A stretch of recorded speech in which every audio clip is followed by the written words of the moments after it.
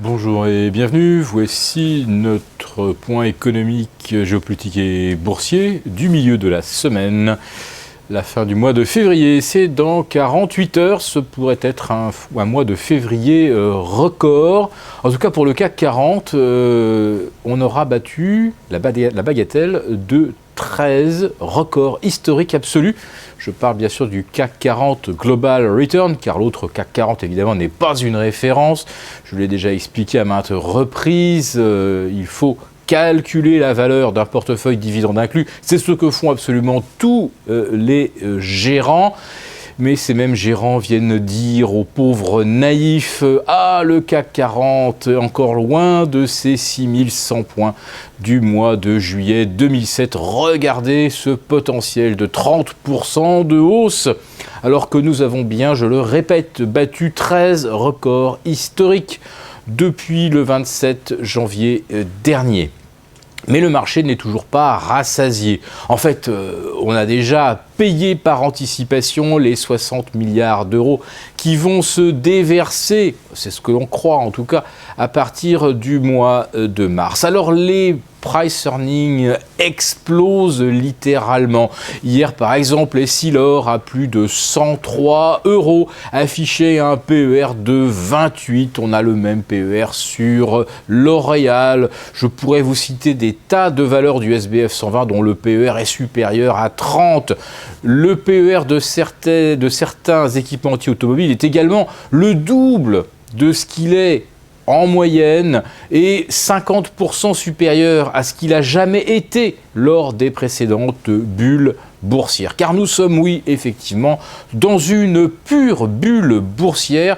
D'ailleurs, quand vous écoutez les gérants, ils ne vous parlent même plus de la croissance, ils ne vous parlent même plus de la hausse anticipée des résultats, mais simplement d'arbitrage par comparaison. Oui, le marché européen est beaucoup moins cher que Wall Street, où on nous parle de PER de 20 sur le Nasdaq. En fait, c'est totalement faux. Puisque quand vous retirez les rachats de titres qui gonflent artificiellement les dividendes, quand on regarde la véritable hausse des profits, on obtient un PER moyen de plus de 25 sur le Nasdaq, de plus de 20 sur le S&P. D'ailleurs, le S&P, quel est son rendement ? Eh bien, il est aujourd'hui inférieur à 2, c'est-à-dire inférieur à celui des T-bonds américains. Mais c'est pas grave, on continue de dire que les actions, c'est tellement plus rentable que d'acheter des bons du Trésor et tellement moins risqué, bien sûr. Quant au Nasdaq, lui, il affiche un rendement de 1.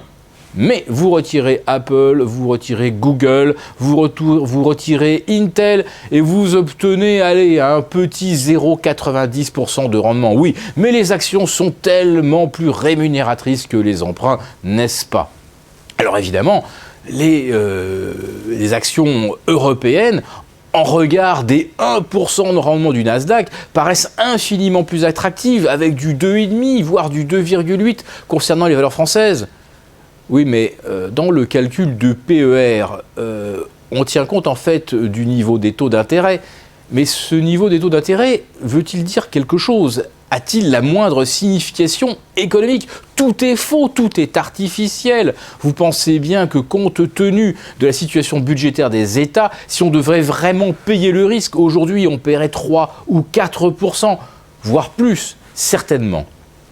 Et puis il y a aussi les prévisions de bénéfices, il y a le rythme de la croissance. Qui croit que la croissance va s'accélérer? Certainement pas Janet Yellen. Elle l'a dit mardi devant les sénateurs américains. La croissance sera lente en Europe, lente, pénible. En Chine, eh bien, le rythme de croissance ralentit.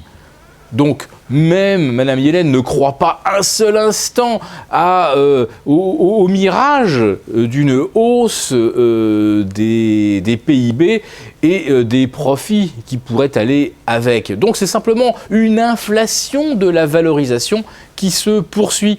Donc, dans les actions européennes à 2,5% de rendement, entre guillemets, il faut intégrer une quasi-absence de croissance en 2015, en 2016. Donc, les PER sont également astronomiques. D'ailleurs, comment pourrait-il ne pas l'être avec un CAC 40, Global Return, à plus de 11 250 points au zénith absolu, avec plus d'un tiers des valeurs du CAC qui sont également à leur plus haut alors qu'elles font moins de profits, alors qu'il y a moins de croissance anticipée.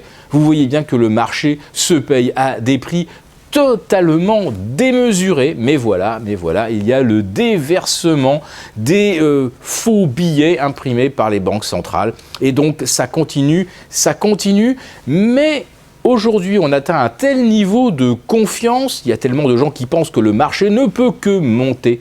C'est précisément dans ce genre de circonstances qu'en général, ça se retourne sévère. Pourquoi ? Parce que tout le monde se dit « Ah, si ça baisse, c'est le moment d'en profiter pour compléter les portefeuilles. » Eh bien, allez-y.